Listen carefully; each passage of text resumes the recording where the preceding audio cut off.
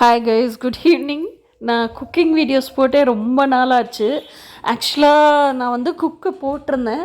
அதுக்கப்புறம் இடையில வந்து குக்கை நிறுத்தியிருந்தேன். இப்போ திருப்பி வேறு குக் போட்டிருக்கேன். ஏன்னா எனக்கு டெய்லி பேசிஸில் என்ன ஆகுதுன்னா, ஃபுல் டைம் ஒர்க் பண்ணிகிட்டே இருப்பேன்னா, ஒன்று வீடியோ ரெக்கார்டிங் பண்ணிகிட்ருப்பேன், இல்லை கிளைண்ட்டு டேரட் கார்டு வாசிச்சுட்ருப்பேன், இல்லைன்னா கால் செஷன் பேசிகிட்ருப்பேன், இல்லை வீடியோ எடிட்டிங் பண்ணிகிட்ருப்பேன். இந்த மாதிரி ஏதோ ஒரு ஒர்க்கு பண்ணிகிட்டே தான் இருப்பேன். ஃபுல் டைம் ஷெட்யூல் அதுக்கே எனக்கு பிஸியாக இருக்குது, டைட்டாக இருக்குது. பசிக்கும் போது தான் நிமிந்து வாட்சையே பார்ப்பேன். 3:30 ஆயிருக்கும். அதுக்கு மேலே சமைச்சு சாப்பிட்ணுன்னா பயங்கர டென்ஷன் ஆயிடுவேன்.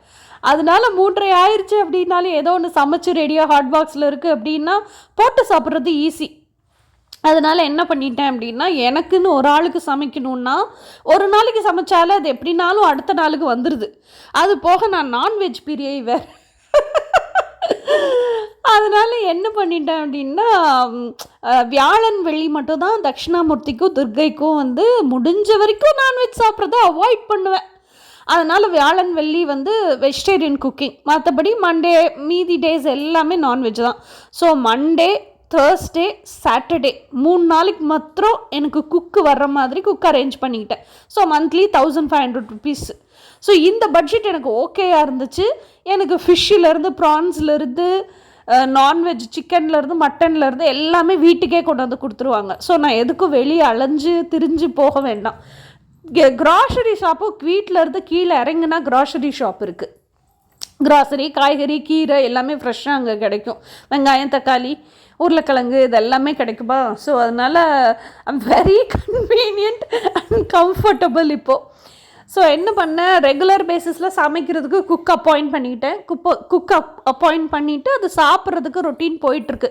அது போக எனக்காக செஞ்சு சாப்பிட்ணும், சமைச்சு சாப்பிட்ணுன்னு சொல்லிட்டு இஷ்டம் இருக்கும்ல, அந்த விஷயங்களுக்கெல்லாம் நான் என்ன பண்ணுறேன்னா, இப்போ சிக்கன் கோலா உருண்டை செஞ்சு சாப்பிட்ணும், இல்லை இது சிக்கன் போண்டா, இந்த சிக்கன் போண்டா செஞ்சு சாப்பிட்ணும் அப்படின்னு ஆசையாக இருக்குதுன்னு வச்சுக்கோங்களேன்.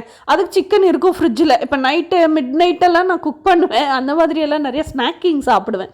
ஸோ என்ன பண்ணுவேன்னா, அந்த மிட் நைட்டு சிக்கனை வந்து ஃப்ரிட்ஜிலேருந்து எடுத்து வெளியே வச்சு ஒரு குண்டா சட்டியில் நல்ல சூடு தண்ணி வச்சு, இப்போ டிஃபன் பாக்ஸ்க்குள்ளே சிக்கன் போட்டு ஃப்ரீசரில் வச்சுருந்தோன்னா அந்த டிஃபன் பாக்ஸ் எடுத்து அந்த சூடு தண்ணியில் வச்சுடுவேன். ஸோ தட் அது சீக்கிரம் இளகிரும். சிக்கன் வந்து நார்மல் ஸ்டேட்டுக்கு சீக்கிரம் வந்துடும்.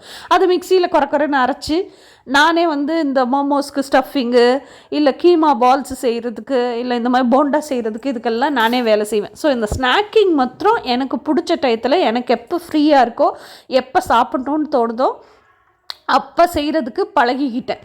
ஓகேயா. ஸோ அதுதான் இன்றைக்கி ஒரு வீடியோ குட்டியாக போஸ்ட் பண்ணலாம் அப்படின்னு நினச்சேன். என்ன வீடியோ அப்படின்னா, சிக்கன் போண்டா செஞ்சேன். சிக்கன் போண்டா எப்படி செய்யணும் அப்படின்னா, சிக்கன் அஸ் யூஷுவல் ஸ்டஃபிங் செய்வோம். நமக்கு இது செய்வோம்ல, அது என்னது, கொத்துக்கறிக்கு மிக்சியில் போன்லெஸ் வாங்கி நல்லா அரைச்சிடணும். அரைச்சிட்டு அது கூட நல்லா பச்சை வெங்காயம், பச்சை மிளகா, கருவேப்பிலை, கொத்தமல்லி இதெல்லாம் பொடியாக நறுக்கி அந்த அரைச்சி வச்சுருக்கீங்கல்ல சிக்கன் அது கூட போட்டுட்டு, பச்சையாகவே எதையுமே தாளிக்கக்கூடாது, பச்சையாகவே போட்டுட்டு, அதுக்கப்புறமா கொஞ்சம் கார்ன்ஃப்ளவர் மாவு அதையும் போட்டு நல்லா பிசைஞ்சு விட்டுட்டு, அது கூட உங்களுக்கு வேணும்னா சிக்கன் 65 பொடி, அந்த பொடியும் போட்டு நல்லா பிசைஞ்சு விட்டிங்கன்னா காரசாரமாக நல்லாயிருக்கும். வடை தட்டி போடுவோம். தட்டி போடாமல் உருட்டி உருண்டையாட்டம் வடை சட்டியில் போட்டு எடுத்திங்கன்னா சூப்பராக சிக்கன் போண்டா ரெடி. ஸோ இந்த மாதிரி ஒவ்வொரு ஸ்நாக்ஸாக செஞ்சு பார்த்தேன். அதை தான் சரி உங்களுக்கு எக்ஸ்பிளைன் பண்ணலாம் அப்படின்னு சொல்லிட்டு. எனக்கு அந்த ஸ்நாக்கிங் ரொம்ப பிடிக்கும். ஈவினிங் டீயோடு வச்சு ஸ்நாக்ஸ் சாப்பிட்டுட்டு டீ குடிக்கிற ஹேபிட் உண்டு எனக்கு. ஸ்வீட்டும் எனக்கு ரொம்ப பிடிக்கும். அதனால் அது எனக்கு பிடிச்ச ஸ்வீட்டை ஃபுல்லாக நானே செஞ்சு பார்த்து கற்றுக்குவேன். அடுத்து என்ன செஞ்சு பார்த்தேன்னா, சிக்கன் 65 ஒன்றும் பெரிய பிரமாதம்லாம் இல்லைங்க. எங்கள் பலசரக்கு கடையில் சிக்கன் 65 ரெடிமேட் மிக்ஸ் பொடியே விற்கும், அம்மா பிராண்டு. அது நல்லா இருக்குது. ஆக்சுவலாக எனக்கு ரொம்ப பிடிச்சிருக்கு. அதனால் நம்மளாக போட்டு மிக்ஸ் பண்ணி தயிரை போட்டு பாலை போட்டு அதெல்லாம் ஒன்றும் தேவையில்லை. ஜஸ்ட்டு 1/4 கிலோ சிக்கன் எடுங்க. அந்த 1/4 கிலோ சிக்கனுக்கு அவன் கொடுத்துருப்பான் அந்த 10 ரூபா பாக்கெட்டு. 1/2 கிலோ சிக்கனுக்குன்னு நினைக்கிறேன் 10 ரூபாயோ 12 ரூபாயோ அந்த பாக்கெட்டு. 1/2 கிலோ சிக்கனுக்குன்னு நினைக்கிறேன். அதில் பாதி பாக்கெட்டை போட்டு நல்லா ஒரு 1/2 hour ஊற வச்சுருங்க. ஊற வச்சுட்டு வடைச்சட்டியில் எண்ணெயில் பொரிச்சு எடுத்திங்கன்னா உங்களுக்கு வந்து சிக்கன் 65 ரெடி. அதுக்கப்புறம் எக்ஸாஸ்ட் ஃபேனை போட்டு போகிறீங்க, இல்லைன்னா புகை நிறையா காட்டெல்லாம் மூக்கில் ஏறும். ஸோ இதுதான் சிக்கன் 65க்கு அப்புறம் என்ன செஞ்சேன்னா மாமோஸ் செஞ்சேங்க. மாமோஸ் வந்து பயங்கர ஈஸிங்க. மாமோஸை என்ன பண்ணுங்க, இந்த சிக்கன் போன்லெஸ் சிக்கன் வாங்குறீங்கல்ல, மிக்சியில் அரைச்சிருங்க. அரைச்சதுக்கப்புறம் ஒரு வடைச்சட்டியில் நல்ல வெங்காயம், பச்சை மிளகாய், பூண்டு, கருவேப்பிலை, கொத்தமல்லி இதெல்லாம் போட்டு நல்லா வதக்கிடுங்க. வதக்கி நல்லா உப்பெல்லாம் போட்டுக்குங்க. வதக்கி அதை வந்து இந்த சிக்கனில் மிக்ஸ் பண்ணிக்கோங்க. போண்டாக்கு தான் பச்சையாக அப்படியே சேர்த்தணும், வதக்கக்கூடாது. மாமோ ஸ்டஃபிங்க்கு வதக்கிடணும். வதக்கி இது கூட போட்டு நல்லா மிக்ஸ் பண்ணி எடுத்து வச்சுக்கோங்க. மைதா மாவு நம்ம யூஸ்வலாக கோதுமை மாவெல்லாம் சப்பாத்தி மாவு பிசைகிறோம்ல, அதே மாதிரி மைதா மாவு பிசைஞ்சுக்குங்க. மைதா மாவு பிசையும் போதே கொஞ்சம் உப்பு போட்டு பிசைஞ்சுக்குங்க. பிசைஞ்சிட்டு குட்டி குட்டியாக நம்ம சீடையெல்லாம் சாப்பிடுவோம்லங்க, கோலா உருண்டை சாப்பிடுவோம்ல, அந்த அளவுக்கு தான் இருக்கணும் உருண்டையே. அந்த உருண்டையை குட்டி குட்டியாக உருட்டி அதுக்கு நடுவில் ஸ்டஃபிங்கை வச்சு, நம்ம இந்த பிள்ளையார் சதுர்த்தி அன்றைக்கெலாம் கூப்பிடுறது கொலக்கட்டை செய்வோம்ல, அந்த மாதிரி மடிச்சுக்கிட்டேன். கொலக்கட்டை செஞ்சு அந்த மாதிரி நிறைய மாமோஸ் செஞ்சு வச்சுக்கிட்டேங்க. அது போக நம்ம கோபுரமாலாம் கொலக்கட்டை செய்வோம்லங்க, அந்த மாதிரியெல்லாம் ஸ்டஃபிங்கை வச்சு நீங்கள் நம்மளுக்கு எந்த ஷேப் வேணுமோ அதை செஞ்சுக்கலாம். அதுக்கப்புறம் என்ன செய்யுங்க, இட்லி அண்டா தட்டு எடுங்க, நல்ல எண்ணெயை தடவிடுங்க. இந்த கொலக்கட்டை எடுத்து வேக வைப்போம்ல, அது மாதிரி இந்த மைதா மாவில் செஞ்சுருக்கதெல்லாம் எடுத்து அடுக்கி வச்சு வேக வச்சு எடுத்துருங்க. வேக வச்சு எடுத்துட்டு அதுக்கு உங்களுக்கு மயோனஸ் வேணுமா, மயோனஸ்லேயே உங்களுக்கு ஸ்பைசி மயோனஸ் இருக்குது, பீஸா மயோனஸ் இருக்குது, ஒயிட் மயோனஸ் இருக்குது, இல்லை தக்காளி சட்னி வேணும்னா 2 மினிட்ஸ் தக்காளி சட்னி நம்மளோட பேஜ்லேயே போட்டிருக்கேன், குக்கிங் வீடியோஸில் இருக்கும் பாருங்கள். அந்த மாதிரி தக்காளி சட்னிலாம் செஞ்சு கூட நீங்கள் அதில் டிப் பண்ணி இந்த மோமோஸ் சாப்பிட்டிங்கன்னா சூப்பராக இருக்குங்க. இட்லி வேக வைக்கிற மாதிரி நீங்கள் 10 நிமிஷம் 15 நிமிஷம் வேக வச்சு எடுத்தீங்கன்னாலே மோமோஸ்குள்ளே இருக்க சிக்கன் நல்லா வெந்துடுது. ஆல்ரெடி வெங்காயம் தக்காளி தாளித்து தான் இருக்கீங்க.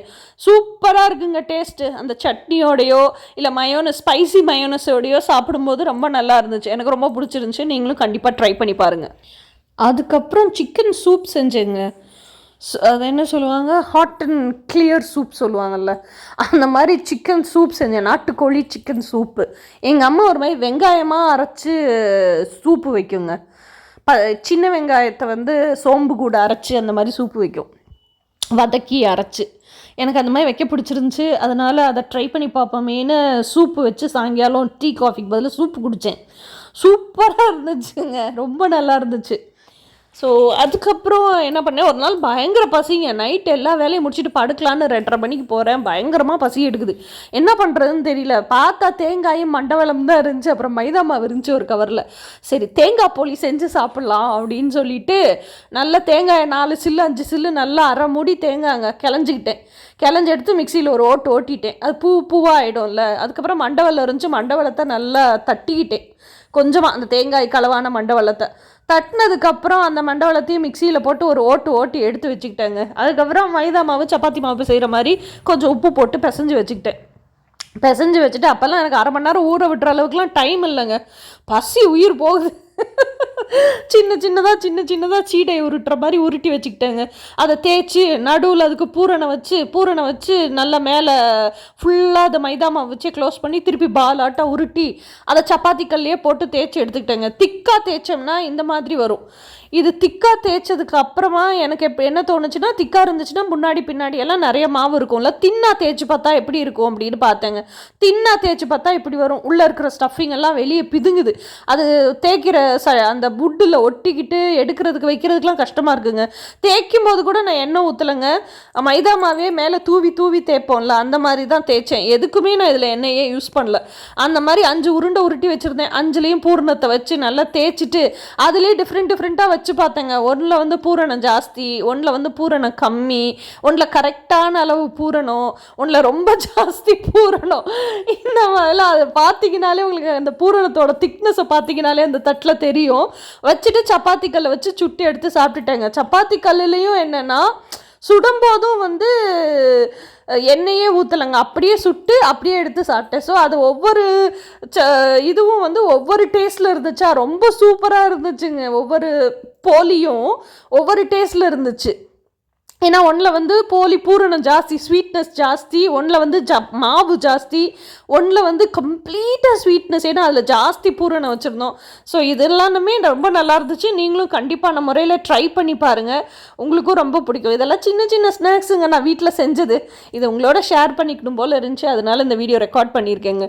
அதுக்கப்புறம் இது எல்லாம் முடிஞ்சு போச்சு, சமையலெல்லாம் முடிஞ்சிருச்சு. கற்றுக்கிட்டாசு மோமோஸ் செய்கிறதுக்கு, இந்த கொலக்கட்டை செய்கிறதுக்கெல்லாம் கற்றுக்கிட்டதுக்கப்புறம் மோமோஸ் செய்கிற அந்த ஒரு சின்ன 150 ரூபாய்க்கு அமேசானில் அவைலபிளாக இருக்குங்க, ஒரு பிளாஸ்டிக்கில் ஒரு இது. அதோட வீடியோவையும் ஆட் பண்ணியிருக்கேன், பார்த்து என்ஜாய் பண்ணுங்கள். இங்கே வந்து அந்த மோமோஸ் மாவு வச்சுக்கணும். இதை வந்து இப்படி அமுத்தினோடனே மோமோஸ் மாவு வட்டமாக வந்துடுமா. இந்த மாவை எடுத்து இங்கே வச்சு உள்ள ஸ்டஃபிங்கை வச்சு இப்படி அமுத்தணும். இப்படி அமுத்திட்டோன்னா கொலக்கட்டையாட்டம் மடித்து அப்படி அழகாக கிடச்சிரும். இப்படி இருந்துச்சுன்னா ஒரு வேளை டைட்டாக வரும்னு நினைக்கிறேன், லூஸாக சொதன்னு வராது மோமோஸ்.